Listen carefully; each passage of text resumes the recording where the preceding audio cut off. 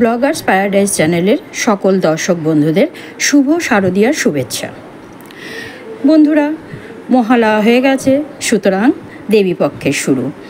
আর দেবীপক্ষের শুরু মানেই নবরাত্রি শুরু। তা নবরাত্রিতে নিরামিষ খায় সবাই। এবার এই নবরাত্রিতে নিরামিষ কী করব, কী রান্না করব, এটা আমরা ভেবেই পাই না। তাই চলো আজকের এই রেসিপিটা দেখে নিই। কত চটজলদি একটা রেস্টুরেন্ট স্টাইলের পনির করে নিচ্ছি আমরা। এখানে একটা বোল নিয়ে তার মধ্যে 2-3 চা চামচ সাদা তেল নিয়ে নেওয়া হয়েছে। তার মধ্যে হাফ চা চামচ হলুদ গুঁড়ো, এর মধ্যে দেব হাফ চা চামচ কাশ্মীরি লঙ্কার গুঁড়ো, আর দেব হাফ চা চামচ ধনে গুঁড়ো, আর 1/3 চা চামচ জিরে গুঁড়ো। এছাড়াও হাফ চা চামচ গরম মশলা গুঁড়ো এবং 1/3 চা চামচ আর দেব বিট নুন এবং স্বাদ মতো লবণ আর কসুরি মেথি দিয়ে এটাকে খুব ভালো করে মিশিয়ে নিতে হবে। ভীষণ ভালো করে, খুবই ভালো করে মিশিয়ে নিয়ে এবার এর মধ্যে টুকরো করা পনিরগুলো দিয়ে দিচ্ছি। এখানে আমি হাফ কিলো মতো পনির নিয়ে তোমাদের দেখিয়েছি। এবার এই পনিরের মধ্যে 3 রকম ক্যাপসিকাম দিয়ে দিয়েছি। হলুদ ক্যাপসিকাম, লাল ক্যাপসিকাম আর সবুজ ক্যাপসিকাম। ক্যাপসিকামগুলো পনিরের মতোই টুকরো টুকরো করে কেটে নিয়ে এর মধ্যে দিয়ে দিয়েছি। আর যেটা দেখতে পাচ্ছ এটা হচ্ছে টমেটো, টুকরো করে কেটে নিয়েছি। টমেটোটা পরে ব্যবহার করব, এখনই দিচ্ছি না। টমেটোটা আমি বীজ ছাড়িয়ে নিয়েছি। এবার তোমরা চাইলে বীজ শুদ্ধও দিতে পারো। এবার এই মশলাটার মধ্যে এই পনির এবং ক্যাপসিকাম দিয়ে খুব ভালোভাবে মিশিয়ে নিতে হবে। খুব ভালো করে মিশিয়ে নিয়ে এটাকে আমরা কিছুক্ষণের জন্য রেখে দিচ্ছি।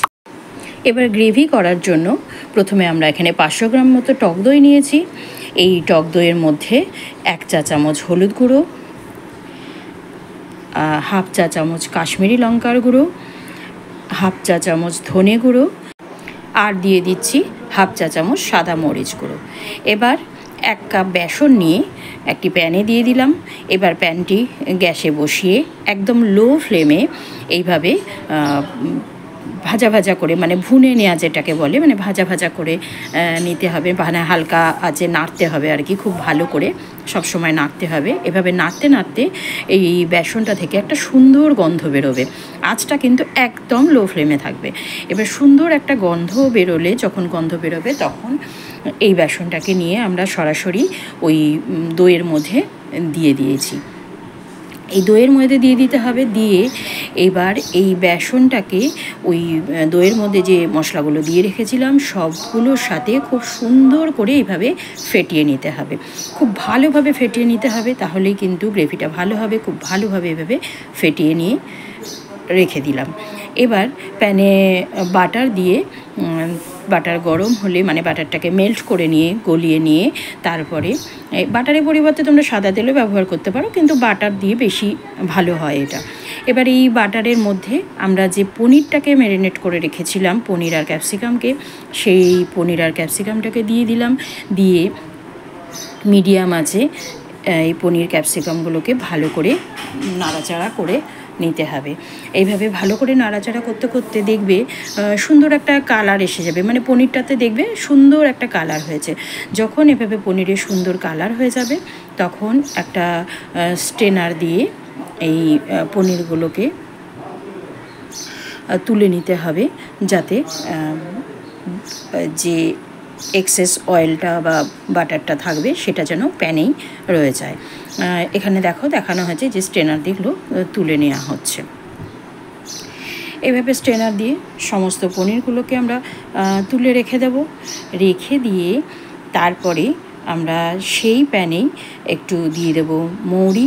এবার মৌরি দেওয়ার পরে দিয়ে দেব আদা বাটা আর দেব কাঁচা লঙ্কা বাটা। এখানে 1 চা চামচ আদা বাটা এবং 1.5 চা চামচ কাঁচা লঙ্কা বাটা দেওয়া হয়েছে। তবে লঙ্কাটা তোমরা তোমাদের স্বাদ মতো দেবে, মানে যে যেরকম ঝাল খেতে পছন্দ করো আর কি সেরকম দেবে। দিয়ে খুব ভালোভাবে মিডিয়াম, একদম লো ফ্লেমে এগুলোকে নাড়াচাড়া করে নিতে হবে। খুব ভালোভাবে মশলাটা মানে আদার কাঁচা গন্ধটা চলে গেলে তখন তার মধ্যে যে টমেটোগুলো আগে আমি কুচো করে রেখেছিলাম সেই টমেটোগুলো দিয়ে সামান্য একটু নাড়াচাড়া করে 2-3 মিনিট নাড়াচাড়া করে যে গ্রেভির জন্য যে মিশ্রণটা আমরা বানিয়ে রেখেছিলাম সেই মিশ্রণটাকে পুরো ঢেলে দিতে হবে এবং ঢেলে দিয়ে সেটা অনবরত খুব ভালোভাবে নাড়তে হবে। তা না হলে কিন্তু দইটা ফেটে যাওয়ার ভয় থাকবে। সুতরাং খুব বেশি আঁচও দেবে না, খুব কমও না, মিডিয়াম আঁচে 5 থেকে 7 মিনিট খুব ভালোভাবে নাড়াচাড়া করে তাতে আমি জল মিশিয়ে দিয়েছি। তো দেখতে পাচ্ছ তার মধ্যে জল মিশিয়ে দেওয়া হয়েছে। এবার এই গ্রেভিটা জল দিয়ে এবার খুব ভালোভাবে নাড়াচাড়া করতে হবে। এই সময় এই গ্রেভির মধ্যে দিয়ে দেবে পরিমাণ মতো লবণ, স্বাদ মতো লবণ এবং 1 চা চামচ মিষ্টি অর্থাৎ চিনি। মানে গ্রেভিটা একটু সুন্দর তাহলে টেক্সচারটাও আসবে, সাথে সুন্দর নুন মিষ্টির একটা ব্যালেন্স স্বাদ হবে। আর দইয়ের যে টক ভাবটা থাকে সেটাকে ব্যালেন্স করার জন্যই মিষ্টিটা দেওয়া এখানে জরুরি। এবার এই মিশ্রণটি গ্রেভিটি ফুটে উঠলেই গ্রেভির মধ্যে আমরা দিয়ে দেব যে পনিরটাকে ভেজে রেখেছিলাম, মানে পনির ক্যাপসিকামটাকে ভেজে রেখেছিলাম, সেই পনির আর ক্যাপসিকামটাকে দিয়ে আমরা বেশ ভালোভাবে মিশিয়ে নেব গ্রেভির সাথে। মিশিয়ে নিয়ে এটাকে ফুটতে দিতে হবে 5 থেকে 10 মিনিট, অর্থাৎ 10 মিনিট তো মিনিমাম ফুটতে দিতেই হবে। 10 মিনিট এই সময় খেয়াল রাখতে হবে, যেহেতু গ্রেভিটা ঘন, খুব বেশি আঁচ দিলে কিন্তু নিচে লেগে যাওয়ার ভয় থাকবে। সুতরাং একটু মাঝে মাঝে নাড়াচাড়া করবে আর খুব ভালোভাবে 10 থেকে 12 মিনিট এটাকে ফোটাবে। খুব ভালোভাবে ফুটিয়ে নিলেই নামানোর আগে আমরা এর মধ্যে দিয়ে দেবো কাসুরি মেথি গুঁড়ো আর কুচনো ধনেপাতা। ব্যাস, তাহলে আমাদের এই ক্যাপসিকাম পনির আমাদের একদম তৈরি। তাহলে বন্ধুরা, তোমাদের কেমন লাগলো আজকের এই রেসিপি তোমরা অবশ্যই আমাকে কমেন্ট বক্সে জানিও। আর এই রকম নতুন নতুন রেসিপি দেখতে চোখ রাখো ব্লগার্স প্যারাডাইস চ্যানেলের ফুড ব্লগে। আজকের মতো এখানেই শেষ করছি, আবার দেখা হবে পরবর্তী এপিসোডে।